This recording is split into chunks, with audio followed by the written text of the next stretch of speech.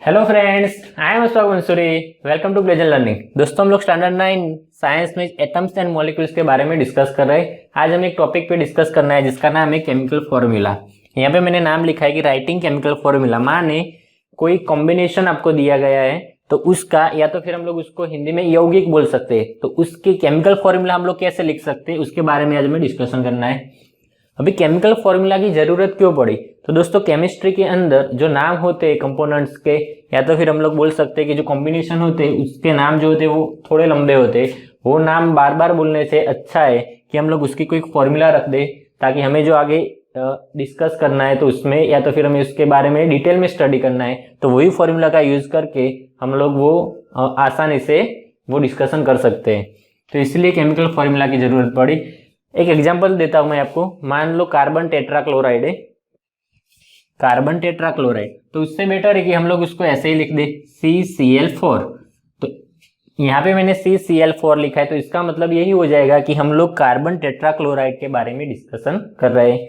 मान लो hydrogen chloride है, तो मैंने यहाँ पे HCl लिख दिया, तो इसका मतलब क्या हो जाएगा कि हाइड्रोजन क्लोराइड। अभी हमें जब भी हाइड्रोजन क्लोराइड का डिस्कस करना होगा तो मैं HCl हम लोग लिखते हैं, तो इसका मतलब यही होगा कि हम लोग हाइड्रोजन क्लोराइड के बारे में बात कर रहे हैं।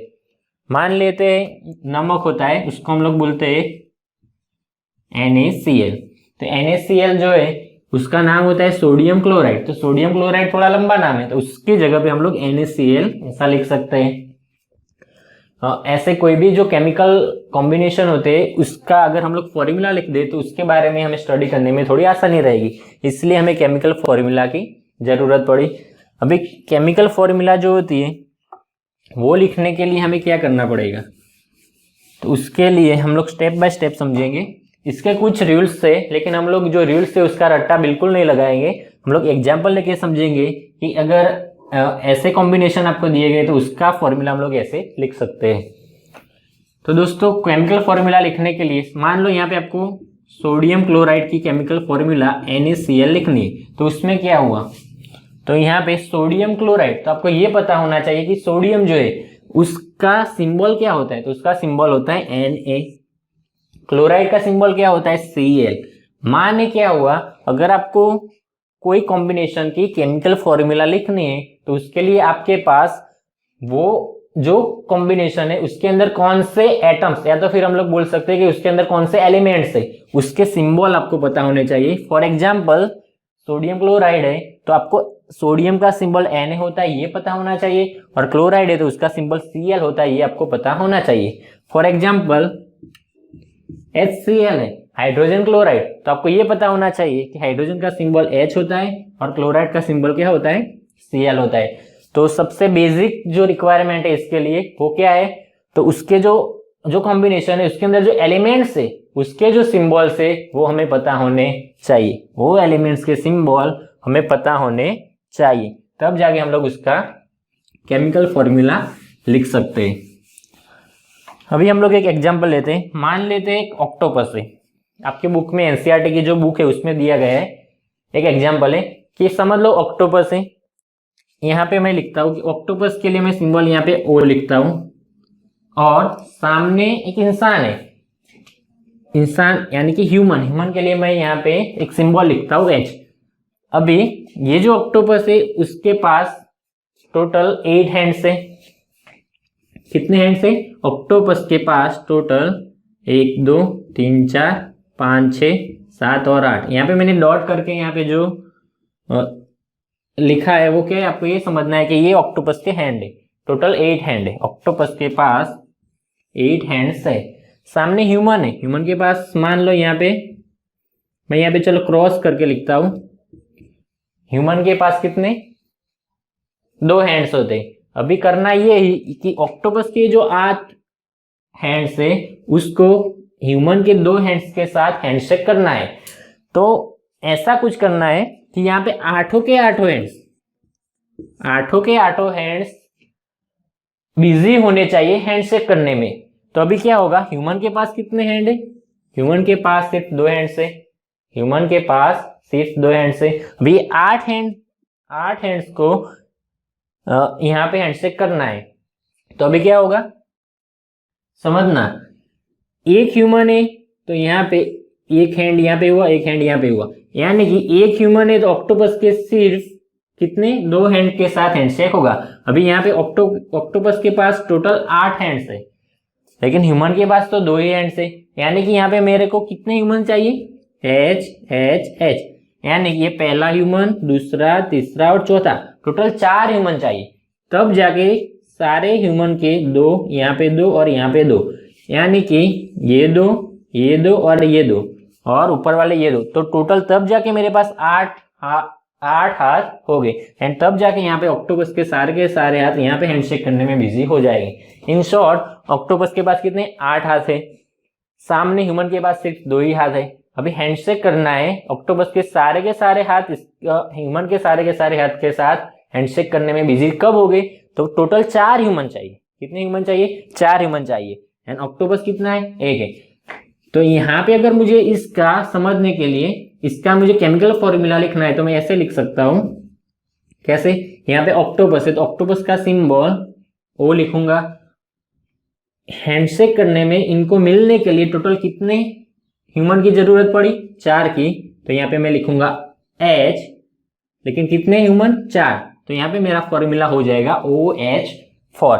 तो ऐसे ही जैसे हमने एग्जाम्पल से समझा कि ये कॉम्बिनेशन करने के लिए हमें 4 ह्यूमन चाहिए, एक ऑक्टोपस है और उसका फॉर्मूला ऐसे निकलता है, सेम वैसे ही केमिस्ट्री के अंदर भी जो कंपाउंड्स होते हैं उसकी फॉर्मूलाज हम लोग ऐसे लिख सकते हैं, और उसकी फॉर्मूला जो होती है वो लिखने के लिए हमें क्या पता होना चाहिए, जैसे ऑक्टोपस का सिंबल O हमें पता होना चाहिए, ह्यूमन का सिंबल H पता होना चाहिए, सेम वैसे ही केमिकल फॉर्मूला लिखने के लिए कॉम्बिनेशन जो है उसके अंदर कौन से एलिमेंट्स है वो सारे एलिमेंट्स के सिंबल हमें पता होने चाहिए।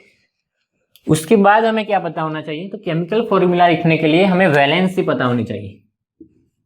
क्या पता होनी चाहिए, वैलेंसी, जो कंपोनेंट है, जो एलिमेंट्स है, वो एलिमेंट की वैलेंसी कितनी है वो हमें पता होनी चाहिए। तो वैलेंसी के बारे में डिटेल में डिस्कशन तो जो आपका चैप्टर 4 है एटॉमिक स्ट्रक्चर उसमें दिया गया है, लेकिन केमिकल फॉर्मूला लिखने में हमें जितनी जरूरत है उतना हम लोग कंसेप्ट थोड़ा समझ लेते हैं।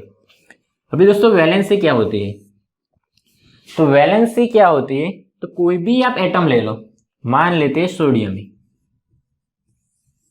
उसका आपको एटॉमिक स्ट्रक्चर पता होना चाहिए कि उसमें इलेक्ट्रॉन कैसे होते हैं। तो हमें पता ही है कि सोडियम का Na का एटॉमिक नंबर 11 है, यानी कि उसकी जो फर्स्ट वाली ऑर्बिट है उसमें 2 इलेक्ट्रॉन हो गए, फिर 8 इलेक्ट्रॉन हो गए, एंड थर्ड वाली ऑर्बिट में 1 इलेक्ट्रॉन होगा।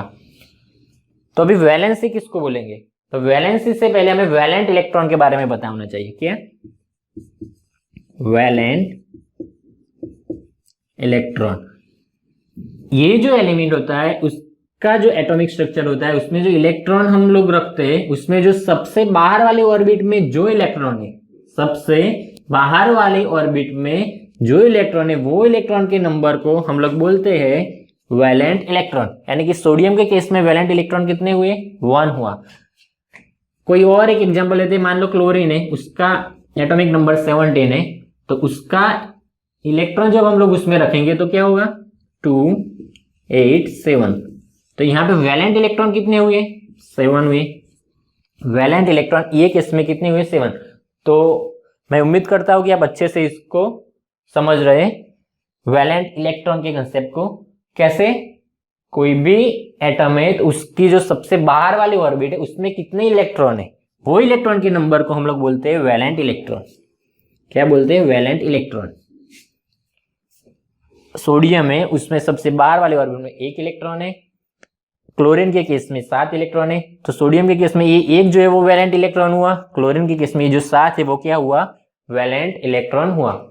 अभी वैलेंसी किसे बोलते हैं, वैलेंसी किसे बोलते हैं, तो ये जो एटम होते हैं वो जब उनका कॉम्बिनेशन होगा, तो कॉम्बिनेशन होने के लिए उनकी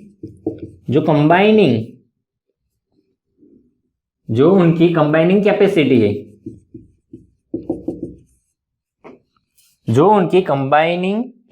है, जो कॉम्बिनेशन करने के लिए उनकी जो कैपेसिटी होती है, वो जो एटम होता है वो कैपेसिटी को हम लोग क्या बोलते हैं, वैलेंसी बोलते हैं। फॉर एग्जाम्पल ये केस में सोडियम क्लोराइड, यहां पे मैं लिखता हूं NaCl, जब सोडियम क्लोराइड बनता है तो ये दो Na और Cl मिलके क्या बनाते हैं, सोडियम क्लोराइड बनाते हैं।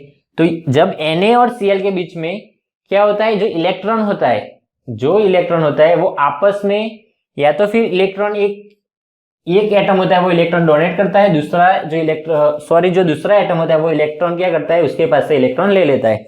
तो जितने इलेक्ट्रॉन का डोनेशन होता है या तो फिर जितने इलेक्ट्रॉन सामने वाला जो एटम होता है वो उसके पास से ले लेता है, वो इलेक्ट्रॉन की वो संख्या जो होती है उसको हम लोग बोलते हैं, उसकी वैलेंसी बोलते हैं। तो यहाँ पे एक इलेक्ट्रॉन इसने दिया क्लोरीन को, तो इसकी वैलेंसी कितनी हुई, 1 हुई।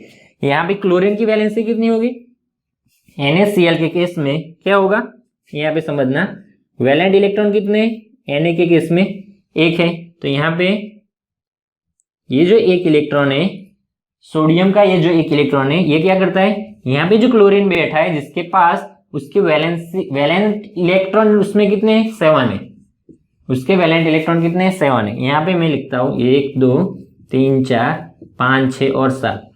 अभी इसका ऑक्टेट कंप्लीट करने के लिए कितने इलेक्ट्रॉन की जरूरत है, 1 इलेक्ट्रॉन। हमने इसके पहले के वीडियो में पढ़ा था कि कोई भी एटम जो होता है वो अपना ऑक्टेट जो होता है वो पूरा करके स्टेबल होना चाहता है। तो यहाँ पे क्लोरीन को स्टेबल होना है तो उसके लिए उसको 1 इलेक्ट्रॉन की जरूरत है, जो कि ये जो सोडियम होता है वो अपना 1 इलेक्ट्रॉन इससे डोनेट करता है।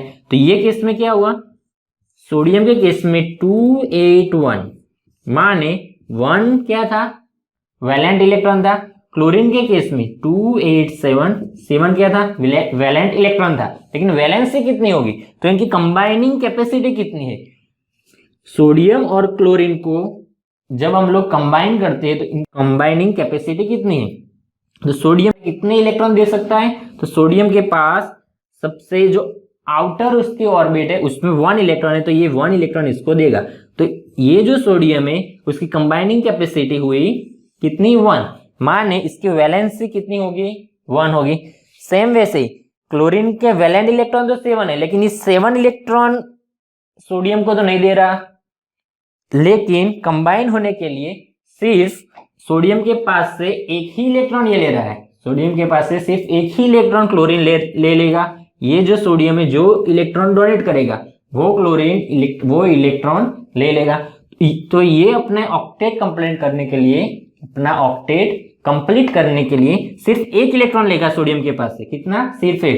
तो इसके वैलेंस जो इलेक्ट्रॉन है वो तो 7 है, लेकिन इसकी जो वैलेंसी वो कितनी हो जाएगी, क्लोरीन की वैलेंसी भी हो जाएगी 1।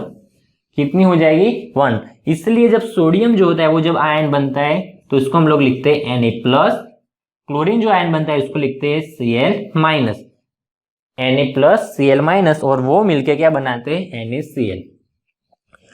तो ये वैलेंसी का कॉन्सेप्ट मैं उम्मीद करता हूं कि आप इसको अच्छे से समझ रहे हैं।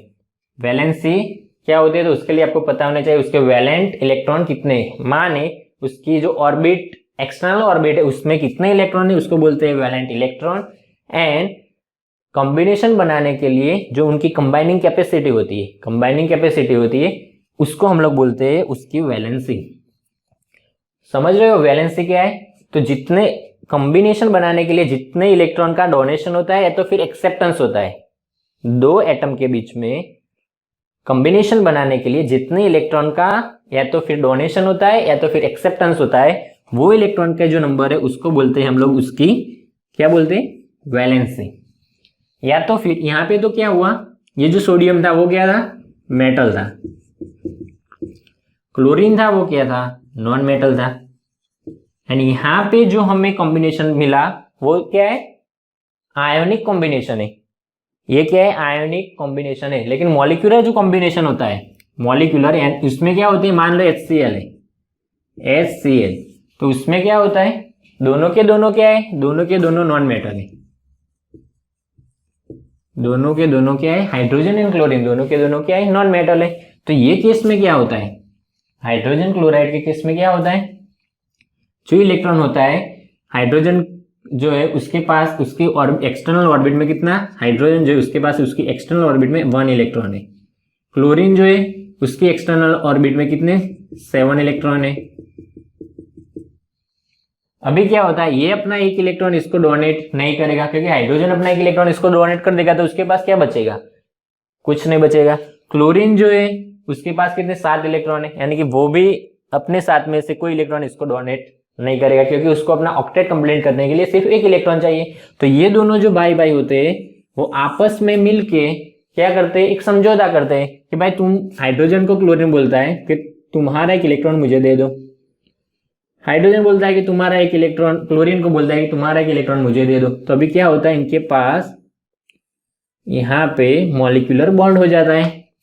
तो अभी ये केस में क्या होता है, हाइड्रोजन को अपना क्या करना है, अपने आउटर ऑर्बिट में 2 इलेक्ट्रॉन चाहिए। तो एक इलेक्ट्रॉन तो था, एक के साथ इसने समझौता कर दिया क्लोरीन के, तो इसका हाइड्रोजन जो है उसकी आउटर ऑर्बिट में 2 इलेक्ट्रॉन हो गए, तो वो भी क्या हो गया, स्टेबल हो गया। क्लोरीन में क्या हुआ, अपना ऑक्टेट कंप्लीट करना था उसको, उसका ऑक्टेट कंप्लीट करना था, और ऑक्टेट कंप्लीट करने के लिए एक इलेक्ट्रॉन की जरूरत थी। तो इसने क्या किया, हाइड्रोजन के साथ ये जो मॉलिक्यूलर बॉन्ड बनाया, तो उसमें क्या हुआ, एक इलेक्ट्रॉन की जरूरत थी, तो हाइड्रोजन का एक इलेक्ट्रॉन ये इस्तेमाल करेगा। तो यहाँ पे इसका क्लोरीन का भी क्या हो जाएगा, ऑक्टेट कंप्लीट हो जाएगा। तो ऐसे ही क्या बनेगा, HCl बनेगा। तो यहाँ पे क्या हुआ, इलेक्ट्रॉन जो था उसका डोनेशन या तो फिर एक्सेप्टेंस नहीं हुआ, एक ने इलेक्ट्रॉन दिया दूसरे ने लिया, ऐसा कुछ नहीं हुआ। दोनों ने मिलकर यहाँ पे क्या किया, दोनों ने मिलकर एक समझौता कर दिया और दोनों के बीच में मॉलिक्यूलर बॉन्ड हो गया। तो यहाँ पे जो इलेक्ट्रॉन हुआ, वो जो इलेक्ट्रॉन है वो भी क्या हुआ, उसकी क्या हो जाएगी, वैलेंसी। तो यहाँ पे हाइड्रोजन की वैलेंसी कितनी है, 1 है, क्लोरीन की वैलेंसी कितनी है, 1 है। सेम वैसे ही NaCl में क्या था, सोडियम की वैलेंसी 1 थी, क्लोरीन की वैलेंसी कितनी थी, जो क्लोरीन थी, क्लोरीन की वैलेंसी कितनी थी, तो 1 थी। हम लोग ऐसा याद रख सकते हैं कि कोई एटम है, अगर कोई एटम है, वो एटम जो है उसकी आउटर ऑर्बिट में, अगर उसकी आउटर जो ऑर्बिट है, वो आउटर ऑर्बिट के अंदर 1, 2 या तो फिर 3 इलेक्ट्रॉन है, उसकी आउटर ऑर्बिट के अंदर 1, 2 या तो फिर 3 इलेक्ट्रॉन है, तो ये क्या करेगा, ये अपने इलेक्ट्रॉन डोनेट करेगा। क्या करेगा, डोनेट करेगा। समझ रहे हो मैं क्या बता रहा हूं आपको, अगर कोई एटम है उसकी आउटर ऑर्बिट में 1, 2 या तो फिर 3 इलेक्ट्रॉन है, तो वो क्या करेगा, अपने इलेक्ट्रॉन डोनेट करेगा, एंड डोनेट करके ये क्या बन जाएगा, कैटायन बन जाएगा, ये बन जाएगा कैटायन। और कैटायन बनेगा तो उसके ऊपर पॉजिटिव चार्ज आएगा। फॉर एग्जाम्पल सोडियम है 281, तो ये क्या करेगा, अपना एक इलेक्ट्रॉन जो है वो क्या कर देगा, किसी को डोनेट करेगा, किसी को डोनेट करेगा, ये बन जाएगा Na+। सेम वैसे ही मैग्नीशियम है, तो वो क्या करेगा, उसका जो स्ट्रक्चर होता है ऐसे होता है 282, ये अपने 2 इलेक्ट्रॉन डोनेट करके क्या बन जाएगा, Mg+2 बन जाएगा। मान लेते हैं एल्यूमिनियम है, तो एल्यूमिनियम के केस में क्या होगा, 283 होगा, तो ये अपने 3 इलेक्ट्रॉन डोनेट करके बन जाएगा Al+3 बन जाएगा। तो यहाँ पे क्या हुआ, सोडियम, मैग्नीशियम और एल्यूमिनियम के केस में क्या हुआ, 1, 2 और 3 ऐसे इलेक्ट्रॉन थे, तो इन्होंने इलेक्ट्रॉन डोनेट कर दिया और ये सारे के सारे क्या बन गए, कैटायन बन गए। क्या बन गए, कैटायन बन गए। और ये क्या थे, तो मेटल थे। तो जो मेटल होते हैं वो अपना इलेक्ट्रॉन डोनेट करके क्या बनते हैं, कैटायन बनते हैं। तो ये केस में क्या हुआ, इन लोगों ने स्टेबल होने के लिए क्या करा, इसने अपना एक इलेक्ट्रॉन डोनेट किया सोडियम ने, तो इसकी वैलेंसी हो जाएगी 1, मैग्नीशियम की वैलेंसी हो जाएगी 2, एल्यूमिनियम की वैलेंसी हो जाएगी 3। सेम वैसे ही हम लोग कुछ और एग्जांपल लेते हैं। मान लेते हैं सल्फर है, क्लोरीन है, एंड एक ले लेते हैं फॉस्फोरस है। तो फॉस्फोरस के केस में क्या होता है, तो यहाँ पे इसका एटॉमिक नंबर 17 है, इसका 16 है, इसका कितना है 15 है। तो यहाँ पे क्या होता है 285, यहाँ पे क्या होता है 286, 287। जब कोई एटम जो होता है उसके आउटर ऑर्बिट में या तो फिर 5 या तो फिर 6 या तो फिर 7 इलेक्ट्रॉन होते हैं, तो ये केस में ये इलेक्ट्रॉन एक्सेप्ट करता है। क्या करता है, ये इलेक्ट्रॉन एक्सेप्ट करता है, और इलेक्ट्रॉन एक्सेप्ट करके ये एनायन बन जाता है, माने इसके ऊपर नेगेटिव चार्ज होता है। फॉर एग्जाम्पल फॉस्फोरस के केस में अगर फॉस्फोरस 3 इलेक्ट्रॉन लेता है तो इसकी वैलेंसी हो जाएगी 3। सल्फर के केस में अगर वो अपना ऑक्टेट कंप्लीट करने के लिए क्या करेगा, 2 इलेक्ट्रॉन किसी के पास से ले लेता है तो इसकी वैलेंसी है 2। एंड क्लोरीन के केस में उसकी वैलेंसी हो जाएगी 1। यहाँ पे फॉस्फोरस के केस में आपको याद रखना है कि इसकी वैलेंसी 3 या 5 भी हो सकती है। आपको ये याद रखना है। इसके बारे में डिटेल में डिस्कशन, जो वैलेंसी है, वैलेंसी के बारे में डिटेल डिस्कशन हम लोग नेक्स्ट चैप्टर में करेंगे। तो यहाँ तक मैं दोस्तों उम्मीद करता हूँ कि आपको ये जो वैलेंसी है उसके बारे में अच्छे से समझ में आ रहा है। बाकी डिटेल डिस्कशन तो नेक्स्ट चैप्टर में दिया हुआ है, वो हम लोग उस टाइम पे देखेंगे। तो दोस्तों यहाँ पे मैं इसको अभी मिटा देता हूँ एंड अभी हम लोग शुरू करते हैं कि कैसे फॉर्मूला, केमिकल फॉर्मूला लिखते हैं। तो आपको मैंने बताया कि आपको सबसे पहले क्या पता होना चाहिए, केमिकल फॉर्मूला लिखने के लिए आपको सबसे पहले पता होना चाहिए कि वो जो कॉम्बिनेशन है उसके अंदर जो एलिमेंट है उनके सिंबल। यहाँ पे हम लोग शुरुआत करते हैं, सबसे पहले लिखते हैं मॉलिक्यूलर कंपाउंड जो होता है, मॉलिक्यूलर कंपाउंड, उनकी केमिकल फॉर्मूला जो होती है वो हम लोग कैसे लिख सकते हैं। तो शुरुआत करते हैं मॉलिक्यूलर कंपाउंड में, सबसे पहले लिखते हैं हाइड्रोजन क्लोराइड। हाइड्रोजन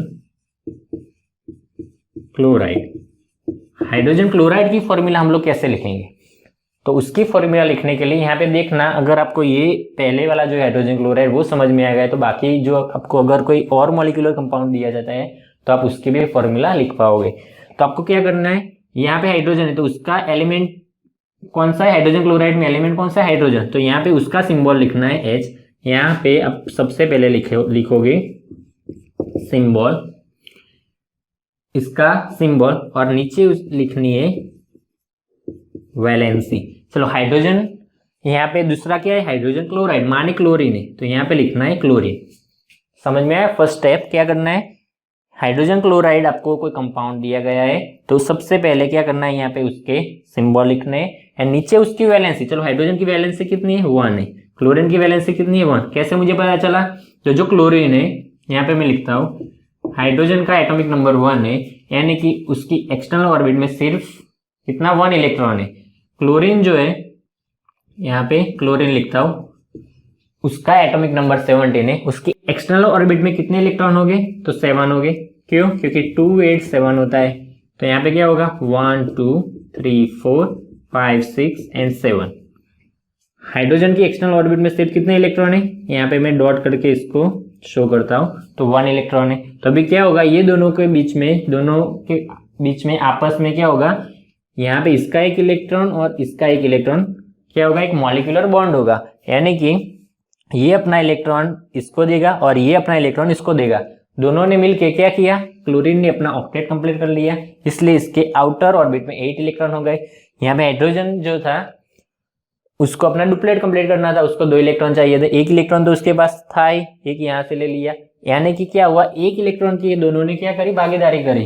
तो अभी क्या हुआ, हाइड्रोजन जो था उसकी वैलेंसी कितनी हो गई, 1 हो गई, क्लोरीन की कितनी हो गई, 1 हो गई। सेकंड स्टेप आपको क्या करना है, यहाँ पे आपको ऐसे एरो बनाने, ऐसे आपको एरो बनाने। सबसे पहले ये वाला जो एरो है, यहाँ पे केमिकल फॉर्मूला आप ऐसे लिखोगे। नेक्स्ट स्टेप है केमिकल फॉर्मूला का, यहाँ पे हाइड्रोजन है तो ऐसे ही लिख देना है, यहाँ पे हाइड्रोजन, यहाँ पे लिख देंगे क्लोरीन। यहाँ पे जो ये 1 था, यहाँ पे मैंने एरो ऐसे बनाया, यानी कि H जो है वो कितना आएगा, 1 आएगा, H1। Cl कितना आएगा, तो एरो मैंने यहाँ से बनाए, यानी कि Cl कितना आएगा, 1 आएगा, H1Cl1। केमिकल फॉर्मूले का रूल ये कहता है कि अगर यहाँ पे 1 है, H1Cl1, तो यहाँ पे हम अगर यहाँ पे 1 है तो 1 लिखने की जरूरत नहीं है, तो हम लोग कैसे लिखेंगे, H1Cl नहीं लिखेंगे, लेकिन 1 को ओमिट कर देंगे और लिखेंगे HCl। तो ये हाइड्रोजन क्लोराइड का फॉर्मूला हो गया।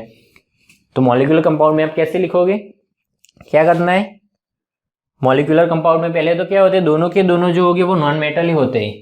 जो कंपाउंड होता है उसमें जो 2 एलिमेंट्स होते हैं वो क्या होते हैं, नॉन मेटल होते हैं। वो 2 नॉन मेटल के बीच में ऐसे इलेक्ट्रॉन की क्या होती है, भागीदारी होती है।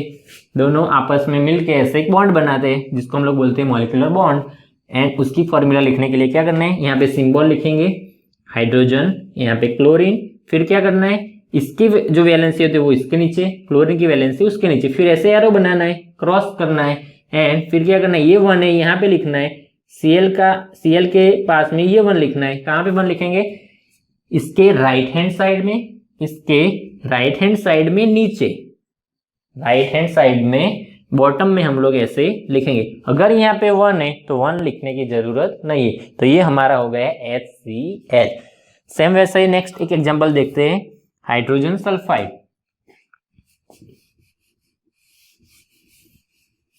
हाइड्रोजन सल्फाइड, हाइड्रोजन सल्फाइड की हमें फॉर्मूला लिखनी है तो हमें पता होना चाहिए कि इसमें कौन से दो एलिमेंट है, एक हाइड्रोजन है, दूसरा क्या है, सल्फाइड यानी कि सल्फर है। तो हम लोग क्या करेंगे, इनके सिंबल, हाइड्रोजन का सिंबल क्या है H, सल्फाइड का सिंबल क्या है S। चलो हाइड्रोजन की वैलेंसी कितनी है 1, सल्फर की वैलेंसी कितनी है 2। कैसे पता चला मुझे सल्फर की वैलेंसी 2 है, तो उसका एटॉमिक जो स्ट्रक्चर होता है उसमें जो इलेक्ट्रॉन होते हैं वो ऐसे होते हैं 282, सॉरी सल्फर, यानी कि इसका एटॉमिक नंबर 16 है। तो 28 क्या कितना हुआ 10 हुआ, लास्ट ऑर्बिट में आएंगे 6। ये अपना ऑक्टेट कंप्लीट करने के लिए इसको कितने 2 इलेक्ट्रॉन चाहिए। तो क्या होगा, इसको 2 इलेक्ट्रॉन चाहिए, यानी कि इसकी वैलेंसी हो जाएगी 2। फिर क्या करना है, वैलेंसी लिखने के बाद यहाँ पे ऐसे एरो बनाना है, यहाँ पे ऐसे एरो बनाना है, फिर लिख देना है उसका फॉर्मूला। कैसे लिखेंगे फॉर्मूला, पहले लिख दो H, फिर लिख दो S। H के पास कितना लिखेंगे राइट हैंड साइड बॉटम में 2, S के पास कितना लिखेंगे 1, H2S1। लेकिन हमने अभी पढ़ा कि अगर यहाँ पे 1 है तो 1 को हम लोग ओमिट कर सकते हैं, तो क्या हो जाएगा H2S, हाइड्रोजन सल्फाइड। ये हो गया हाइड्रोजन सल्फाइड। सेम वैसे ही हम लोग एक और एग्जांपल लेते हैं पानी का, H2O। आपकी बुक में जो एग्जाम्पल दिए गए वो ही हम लोग एग्जाम्पल लेके समझते हैं। पानी का एक एग्जाम्पल लेते हैं। अगर आपको एग्जाम में पूछा जाए कि वाटर जो होता है, तो आपको पता होना चाहिए वाटर यानी क्या हुआ H2O। आपको लिखना है H2O फॉर्मूला। अगर आपको पता नहीं तो आप लोग ऐसे लिख सकते हो कि वाटर के अंदर क्या आता है, एक हाइड्रोजन आता है, एक क्या आता है ऑक्सीजन। तो यहाँ पे आपको लिखने है सिंबल, क्या आएगा हाइड्रोजन, यहाँ पे आएगा ऑक्सीजन। चलो हाइड्रोजन की वैलेंसी कितनी है 1, ऑक्सीजन की वैलेंसी कितनी है 2। कैसे पता चला मुझे 2 है, क्योंकि ऑक्सीजन जो है, ऑक्सीजन उसका एटॉमिक नंबर कितना है 8 है, यानी कि इलेक्ट्रॉन ऐसे हो गए 2 6। इसको ऑक्टेट कंप्लीट करने के लिए कितने 2 इलेक्ट्रॉन चाहिए, तो इसकी वैलेंसी हो जाएगी 2। फिर आपको ऐसे एरो बनाना है एंड आपको लिख देना है ऐसे H के पास कितने राइट हैंड साइड बॉटम में 2, O के पास 1, H2O1। 1 को हम लोग ओमिट कर सकते हैं तो लिखेंगे H2O। आप ज्यादा प्रैक्टिस करोगे फिर आपको ऐसे एरो बनाने की भी जरूरत नहीं है। क्यों, आपको सिंपल क्या करना है, इसकी वैलेंसी इसके नीचे, इसकी वैलेंसी इसके नीचे, फिर आपको समझ में आ ही जाएगा कि यहाँ पे H के पास ये नंबर लिखना है, इसके पास ये नंबर लिखना है। अगर 1 आता है तो यहाँ पे 1 लिखने की जरूरत नहीं, आप डायरेक्ट ऐसे H2O लिख सकते हो। तो ये बात हुई H2O पानी की। उसके बाद नेक्स्ट एग्जांपल आपकी बुक में दिया है कार्बन टेट्राक्लोराइड, वो देखते हैं। कार्बन टेट्राक्लोराइड नाम से ही आपको पता चलता है कि इसमें एक तो कार्बन एलिमेंट होगा, यहाँ पे मैं लिख दूंगा C। टेट्राक्लोराइड, टेट्रा माने 4 है, क्लोराइड माने क्लोरीन है, CCl, यानी कि क्लोरीन के कितने एटम है इसमें टेट्रा 4 एटम है, CCl। चलो अभी क्या करना है, कार्बन की वैलेंसी कितनी है 4। क्यों, क्योंकि कार्बन का एटॉमिक नंबर है 6। हम लोग उसको ऐसे लिखते हैं 2 4। इसको अपना जो ऑक्टेट है वो कंप्लीट करने के लिए 4 इलेक्ट्रॉन की जरूरत है, तो इसकी वैलेंसी हो जाएगी 4। क्लोरीन की वैलेंसी कितनी, हमने अभी आगे देखा कि क्लोरीन की वैलेंसी 1 है, HCl के एग्जाम्पल में हमने देखा। तो अभी क्या होगा, यहां से हम लोग ऐसे एरो बनाएंगे, ऐसे एरो बनाएंगे, क्या हो जाएगा C के पास कितना आएगा 1 तो लिखने की कोई जरूरत नहीं है। Cl कितने हैं, CCl4। तो ये हो गया कार्बन टेट्राक्लोराइड। अगर आपको एग्जाम में ऐसे फॉर्मूला दी गई और इसका नाम लिखना है तब भी आप लिख सकते हो। C4 क्या होता है? कार्बन। Cl4 होता है क्लोराइड, कार्बन क्लोराइड। लेकिन कितने क्लोरीन के एटम है? 4 है, तो 4 को हम लोग बोलते हैं टेट्रा, तो हो जाएगा कार्बन टेट्रा क्लोराइड। तो यहाँ पे ये हो गया कार्बन टेट्रा क्लोराइड। ये कैसे बनता है? अगर इसको हम लोग विजुलाइज करें तो ऐसे कर सकते हैं, कार्बन टेट्रा क्लोराइड। चलो यहाँ पे क्या है? कार्बन, कार्बन वैलेंसी 4 यानी कि एक्सटर्नल ऑर्बिट में 4 इलेक्ट्रॉन है, उसको मैं ऐसे शो करता हूं डॉट से, 1 2 3 4। अब ये क्या करेगा? टोटल क्लोरीन के कितने इसको एटम चाहिए? 4 एटम चाहिए। क्यों? क्योंकि इसको टोटल अपना ऑक्टेट कंप्लीट करने के लिए 4 इलेक्ट्रॉन चाहिए, और क्लोरीन की वैलेंसी 1 है। यानी कि यहाँ पे अगर मैं क्लोरीन यहाँ पे लिखता हूं, एक क्लोरीन, दूसरा क्लोरीन, तीसरा क्लोरीन, चौथा क्लोरीन, क्या होगा? क्लोरीन, क्लोरीन के पास टोटल कितने इलेक्ट्रॉन है? उसकी एक्सटर्नल ऑर्बिट में 7 इलेक्ट्रॉन है। कितने? 7 इलेक्ट्रॉन है। वैलेंसी कितनी? 1 है। यहाँ पे 1 2 3 4 5 6 और 7। यहाँ पे भी वैसे ही होगा, 2 4 6 और 1 7, 2 4 6 1 7, 2 यहाँ पे 2, यहाँ पे 2 और 1 यहाँ पे 7। अभी क्या होगा?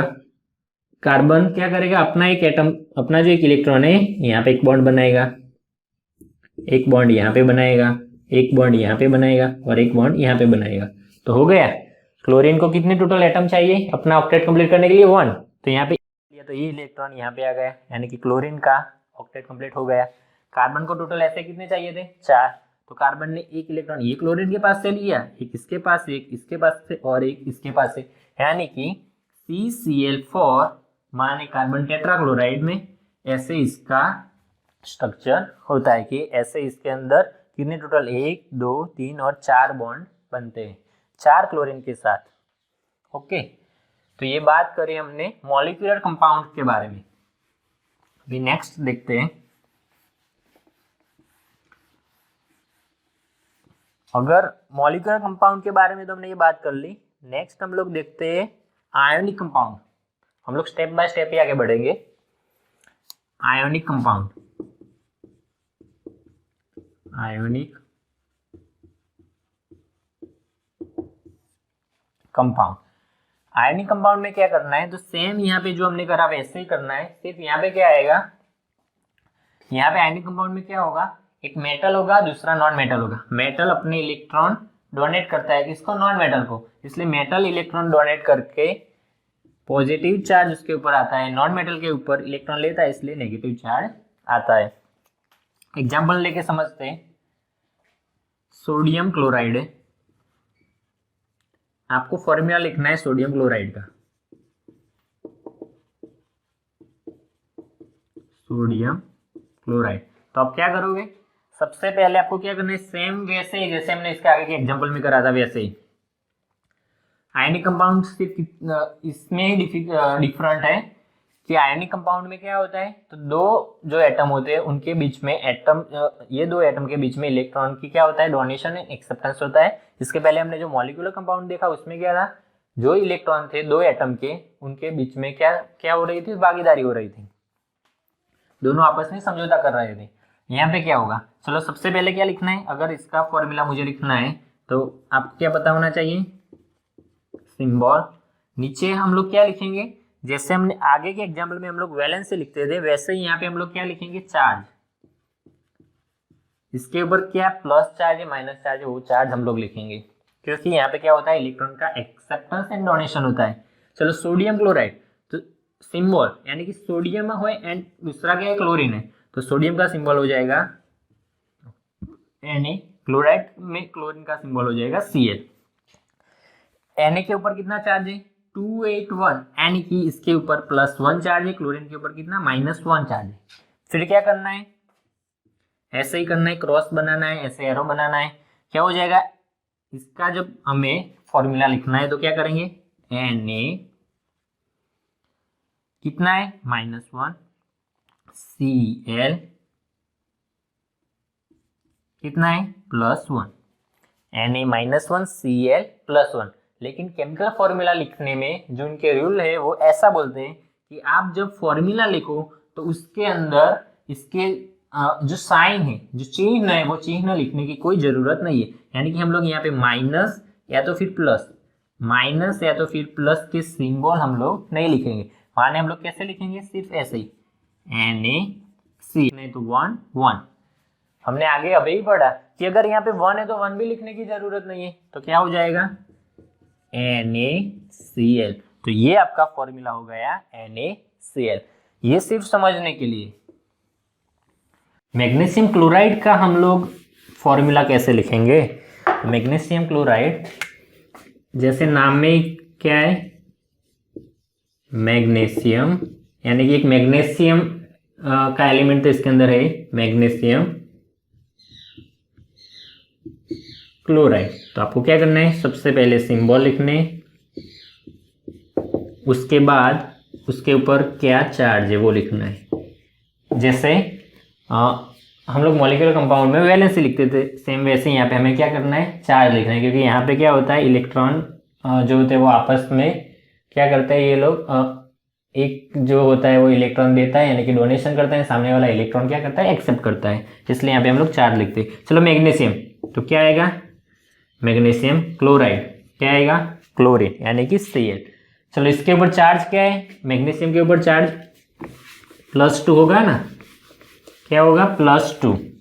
क्यों, क्योंकि मैग्नीशियम जो है 282, क्यों, क्योंकि यहाँ पे 12 होता है इसका एटॉमिक नंबर। माने यहाँ पे 2 है, ये 2 इलेक्ट्रॉन लूज करेगा, किसको देगा, क्लोरीन को देगा। इसलिए यहाँ पे आएगा +2, क्लोरीन में आएगा -1। क्यों, क्योंकि क्लोरीन में क्या है, 7 है एक्सटर्नल ऑर्बिट में, माने एक इलेक्ट्रॉन इसको चाहिए, यानी कि यहाँ पे आएगा -1। यहाँ पे क्या करना है, क्रॉस बनाना है। कैसे लिखेंगे हम लोग, इसका आंसर कैसे करेंगे, Mg, यहाँ पे -1 है, माइनस तो लिखना नहीं है, 1 भी लिखने की जरूरत नहीं, Cl यहाँ पे आएगा 2, प्लस लिखने की कोई जरूरत नहीं है, तो हो जाएगा MgCl2। ये हो गया मैग्नीशियम क्लोराइड। यहाँ पे दोस्तों हमें याद रखना है कि जब आयनिक कंपाउंड होता है तो उसमें सबसे पहले क्या आता है, मेटल आता है, एंड उसके बाद ही क्या आएगा, नॉन मेटल आएगा।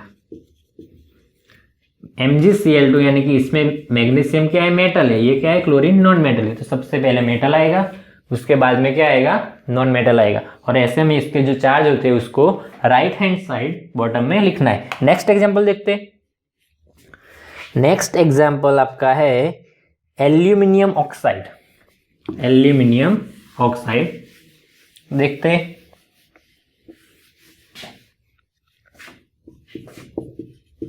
एल्यूमिनियम ऑक्साइड, चलो एल्यूमिनियम में क्या है, तो Al, ऑक्साइड माने क्या है, O। इसके ऊपर चार्ज कितना है, +3, ऑक्सीजन कितना है, -2। कैसे, तो एल्यूमिनियम 13, ऑक्सीजन 8, ऑक्सीजन माने होगा 2 6, यहाँ पे एल्यूमिनियम में क्या होगा 2 8 3, 3 इलेक्ट्रॉन लूज करेगा, +3 कैटायन बनेगा, 2 इलेक्ट्रॉन लेगा, -2 एनायन बनेगा। ऑक्सीजन का आएगा -2, एल्यूमिनियम का आएगा +3। क्या करना है, क्रॉस क्रॉस। कैसे लिखेंगे, Al, 2 के Al के साथ कितने लिखने, 2, O, ऑक्सीजन के साथ कितने लिखने, 3, -2 +3, ऐसा लिखने की कोई जरूरत नहीं है। तो ये हो गया एल्यूमिनियम ऑक्साइड। नेक्स्ट देखते हैं। नेक्स्ट है कैल्शियम ऑक्साइड। कैल्शियम ऑक्साइड, चलो क्या आएगा, कैल्शियम, C4 कार्बन होता है, कैल्शियम क्या हो जाएगा, Ca, कैल्शियम। एंड दूसरा आएगा ऑक्सीजन। कैल्शियम का atomic number Ca, calcium atomic number 20, oxygen कितना 8, 2 6 2 8 8 2 2 8 10 8 18 एंड 2 20। ये 2 इलेक्ट्रॉन लूज करेगा, +2 हो जाएगा, 2 इलेक्ट्रॉन लेगा, हो जाएगा -2। इसका चार्ज है +2, इसका है -2। कैसे इक्वेशन लिखेंगे, Ca, ये 2 जो है यहाँ पे एरो आएगा, यहाँ पे आएगा, तो हो जाएगा -2 O+2। माइनस प्लस लिखने की तो कोई ज़रूरत नहीं है, तो यहाँ पे माइनस या प्लस मैं नहीं लिखूंगा, तो क्या होगा Ca2O2। केमिकल फॉर्मूला लिखने का एक नियम ये भी कहता है कि अगर यहाँ पे कोई कॉमन फैक्टर निकल सकता है तो वो निकाल लो। यहाँ पे क्या होगा, 2 है, यहाँ पे 2, यानी कि 2 निकल सकता है, तो जो कॉमन उसमें से निकल सकता है उससे ये दोनों को डिवाइड कर दो एंड फिर जो बचता है उसको लिखो। तो क्या होगा, यहाँ पे 2 है, यहाँ पे 2, यानी कि 2 से मैं 2 को डिवाइड करूँ तो क्या होगा, Ca 2 से 2 को डिवाइड कर दो तो यानी कि 1, O 2 से 2 को डिवाइड करो तो क्या हो जाएगा 1। यहाँ पे मैंने सिंपल क्या किया, ये दोनों में से जो कॉमन फैक्टर निकलता था उससे डिवाइड कर दिया। क्या करा, 2 को 2 से डिवाइड किया तो क्या हो गया Ca1O1 एंड 1 तो लिखने की कोई ज़रूरत नहीं है, यानी कि हमारा फॉर्मूला हो जाएगा कैल्शियम ऑक्साइड का CaO। सिंपल है, कैल्शियम के 2 एटम हैं, कैल्शियम के 2 एटम है तो उसको ऑक्सीजन के 2 एटम चाहिए। माने 2 को 2 चाहिए तो क्या होगा, कैल्शियम के 1 एटम है तो उसको कितने एटम चाहिए, 1 एटम चाहिए, ये कॉम्बिनेशन कैल्शियम ऑक्साइड बनाने के लिए। तो यहाँ पे क्या करना है, अगर यहाँ पे 2 है, यहाँ पे 2 है, तो आपको क्या करना है, यहाँ से 2 को कॉमन लेना है, यहाँ से 2 को कॉमन लेना है, तो ये हो जाएगा आपका कैल्शियम ऑक्साइड का फॉर्मूला।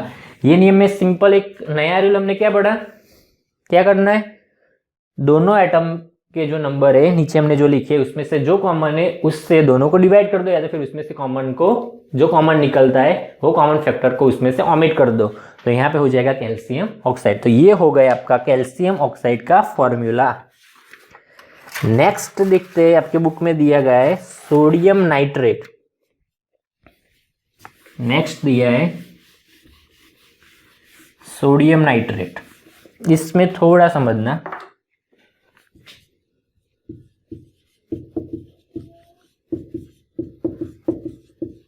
Sodium nitrate. चलो सोडियम में क्या है, तो सबसे पहले आएगा Na, नाइट्रेट, यानी कि नाइट्रेट जो एटम है, यहाँ पे समझना नाइट्रेट क्या है, तो पॉली एटमिक है। क्या है, क्योंकि नाइट्रेट माने क्या होता है, नाइट्रेट माने होता है NO3। क्या होता है, NO3 होता है। तो ये नाइट्रेट जो है उसमें क्या है, नाइट्रोजन एंड ऑक्सीजन ये मिलके क्या बनाते हैं, एक पॉली एटॉमिक आयन बनाते हैं। क्या बनाते हैं, पॉली एटॉमिक आयन, यानी कि ये होता है NO3-। क्या होता है, NO3-। ये आपको याद रखना है।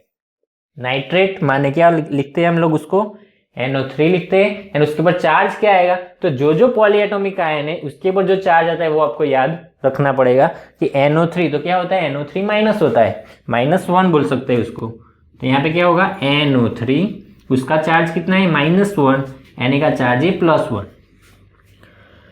इसमें सिर्फ नया क्या है, ये पॉली एटॉमिक आयन है। क्या है, पॉली एटॉमिक आयन है, यानी कि ये आयन के अंदर पॉली एटॉमिक, हम लोग बोल सकते हैं बहुपरमाणुवीय आयन, एक से ज्यादा एटम है, नाइट्रोजन ऑक्सीजन 2 एटम, इसलिए इसको हम लोग बोलते हैं पॉली एटॉमिक आयन। फिर नेक्स्ट तो हम लोग जैसे आगे किया वैसे ही करना है, ऐसे करेंगे। तो अभी नेक्स्ट क्या हो जाएगा, नेक्स्ट स्टेप Na, यहाँ पे -1, माइनस लिखने की जरूरत नहीं, इसलिए वो सिर्फ क्या आएगा 1 भी लिखने की जरूरत नहीं, ओमिट कर सकते हैं, हो जाएगा NaNO3। क्यों, क्योंकि NO3 क्या है, 1 है NO3 का। वैसे रूल ये है, अगर आप पॉलीएटॉमिक आयन लिखते हो, जब आप पॉलीएटॉमिक आयन लिखते हो तो आपको उसको क्या करना है, ब्रैकेट बनाना पड़ेगा, और ब्रैकेट बना के उसके बाद ये पॉलीएटॉमिक आयन कितने हैं इसमें वो नंबर लिखना है। मान लो ये केस में 1 है तो यहाँ पे क्या लिखना पड़ता है, 1। यहाँ पे क्या लिखना पड़ता है, 1। Na में क्या है, Na कितने हैं, 1 है, तो यहाँ पे होता है Na1, लेकिन यहाँ पे जो हम लोग 1 लिखते हैं नहीं है। जब पॉलीएटॉमिक आयन होता है तो उसमें हम लोग ऐसा रूल बोलता है कि पॉलीएटॉमिक आयन के अंदर आपको क्या करना है, ऐसे ब्रैकेट बनाना है, ब्रैकेट के बाद ब्रैकेट के नीचे क्या लिखना है, कितने नंबर्स में पॉलीएटॉमिक आयन इससे जुड़ा हुआ है, वो नंबर आपको यहाँ पे लिखना है। लेकिन रूल ये भी तो कहता है कि 1 है तो 1 लिखने की जरूरत नहीं है, अगर 1 ही है तो यहाँ पे ब्रैकेट भी बनाने की कोई ज़रूरत नहीं है, तो इसलिए हम लोग ऐसे यहाँ पे लिख सकते हैं NaNO3, यानी कि क्या हो गया, सोडियम नाइट्रेट। तो सोडियम नाइट्रेट में क्या होगा, सोडियम का एटम भी होगा, नाइट्रोजन भी होगा, ऑक्सीजन भी होगा। क्यों, क्योंकि यहाँ पे क्या है, ये पॉली एटॉमिक आयन है NO3।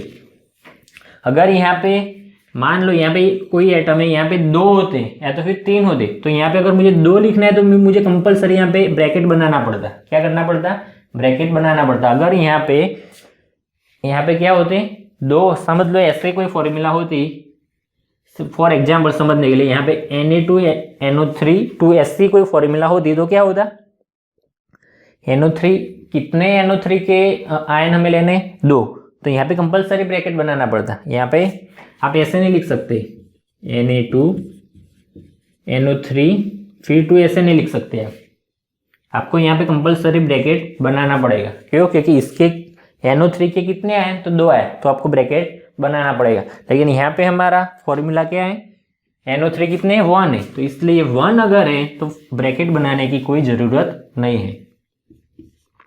NaNO3 ये हमारा हो गया फॉर्मूला। ये रूल के अंदर नया सिर्फ कितना है, अगर कोई पॉली एटॉमिक आयन दिया गया है तो आपको वो याद रखना पड़ेगा कि उसका चार्ज कितना है, वो चार्ज नीचे लिखना है।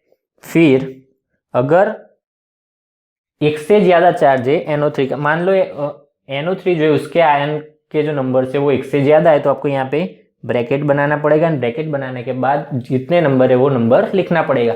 अगर एक ही है तो ब्रैकेट बनाने की कोई ज़रूरत नहीं है। तो ये हो गया हमारा सोडियम नाइट्रेट। सेम वैसा एक एग्जाम्पल देखते हैं। Next, calcium hydroxide.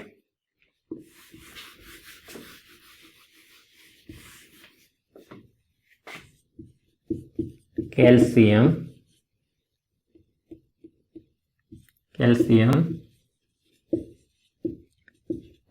हाइड्रोक्साइड, तो इसमें भी क्या हुआ कैल्शियम, यानी कि यहाँ पे मैं लिखूंगा C हाइड्रोक्साइड माने ये आयन है OH। कौन सा आयन है, OH। हाइड्रोक्साइड भी क्या है, पॉली एटॉमिक आयन है। क्यों? क्योंकि हाइड्रोक्साइड के अंदर हाइड्रोजन एंड ऑक्सीजन 2 आयन है, और इसका चार्ज जो है वो आपको याद रखना है OH-1 होता है। OH माइनस होता है यानी कि -1 होता है, तो OH का चार्ज लिखेंगे नीचे -1। कैल्शियम का चार्ज कितना है +2, तो यहाँ पे लिखेंगे +2। नेक्स्ट क्या करना है, ऐसे एरो बनाएंगे। नेक्स्ट स्टेप, Ca1 है, माइनस तो लिखना नहीं है, 1 है, 1 भी लिखने की जरूरत नहीं है, लिखेंगे OH। लेकिन OH क्या है, पॉली एटॉमिक आयन है, तो यहाँ पे ब्रैकेट बनाना पड़ेगा। और ब्रैकेट के बाजू में क्या लिखना है, OH के कितने हैं, 2 है, तो यहाँ पे लिखेंगे 2, CaOH ट्वाइस। तो ये हो जाएगा कैल्शियम हाइड्रोक्साइड। कैल्शियम हाइड्रोक्साइड के अंदर हाइड्रोक्साइड के कितने आयन, हाइड्रोक्साइड जो है, हाइड्रोक्साइड में क्या है, ऑक्सीजन एंड हाइड्रोजन, तो यानी कि हाइड्रोक्साइड के 2 पॉली एटॉमिक आयन है। हाइड्रोक्साइड के 2 आयन कैल्शियम के साथ मिलकर कैल्शियम हाइड्रोक्साइड बनाते हैं। यानी कि कैल्शियम हाइड्रोक्साइड के अंदर एटम की अगर बात करें तो कैल्शियम है, ऑक्सीजन के 2 एटम है, एंड हाइड्रोजन के भी कितने, 2 एटम है। तो ये हो गया कैल्शियम हाइड्रोक्साइड।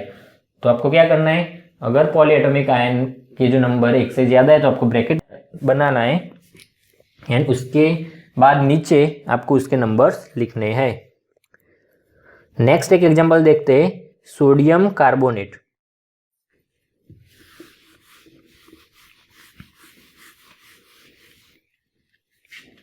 सोडियम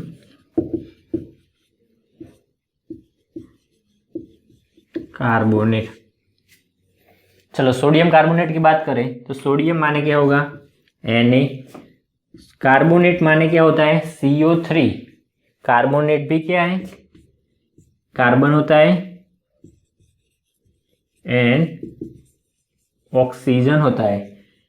जो कार्बोनेट होता है इसको हम लोग लिखते हैं CO3, उसका चार्ज होता है 2-, CO3 2-, कितना होता है 2-, तो इसका होगा +1। एंड कार्बोनेट माने उसका चार्ज कितना है 2-, यहाँ पे लिखेंगे हम लोग 2-। कभी कभी हम लोग ऐसा भी देखते हैं कि 2- की जगह पे -2 भी लिखा होता है, लेकिन सेम ही है। तो CO3 के कितने हो गए 2-, यहाँ पे ऐसे करना है, फिर ऐसे करना है। नेक्स्ट स्टेप क्या करेंगे, Na, यहाँ पे लिखेंगे 2 CO3 के कितने एटम 1, यानी कि यहाँ पे मुझे ऐसा करके 1 लिखने की कोई ज़रूरत नहीं है, क्योंकि सिर्फ CO3 का हमें कितना लेना है, 1 आयन लेना है CO3 का। तो यहाँ पे हो जाएगा Na2CO3। तो ये हमारा हो गया formula Na2 CO3। And next एक देख लेते, एमोनियम सल्फेट है, एमोनियम सल्फेट।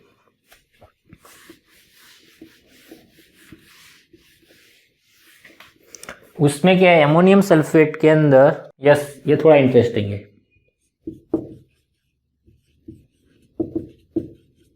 एमोनियम सल्फेट क्या हो जाएगा,